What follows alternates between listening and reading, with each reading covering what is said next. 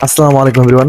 আমরা প্রায় ম্যাক্সিমাম মানুষ ইমুতে কথা বলে থাকি। তো ইমুতে ভিডিও কলে কথা বলার সময় আমাদের ফোনের অপর প্রান্তে থাকা ব্যক্তিটি চাইলে কিন্তু সহজেই কিন্তু আমাদের কথোপকথন বা আমাদের যে কনভারসেশন আছে এগুলো স্ক্রিনশট অথবা রেকর্ড করে রাখতে পারে। এতে করে কিন্তু পরবর্তীতে আমাদের বিভিন্নভাবে হেনস্থা স্বীকার করতে পারে। তো এই জন্য আপনি ইমুতে যদি একটা জিনিস করে রাখেন তাহলে আপনাকে কোনো সময় আর কোনো রেকর্ড অথবা স্ক্রিনশট করে রাখতে পারবে না।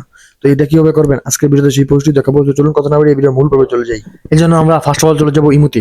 ইমুতে চলে যাওয়ার পর যে আইডিটার সাথে এই প্রাইভেসি সেটিংসটা করতে চাচ্ছেন সেই আইডিতে ক্লিক করবেন। তো আমি একটা আইডিতে ক্লিক করে নিলাম। এখন থেকে এখন উপরের দিকে যে নামটা দেখাচ্ছে এই নামে একটা ক্লিক করে দিবেন।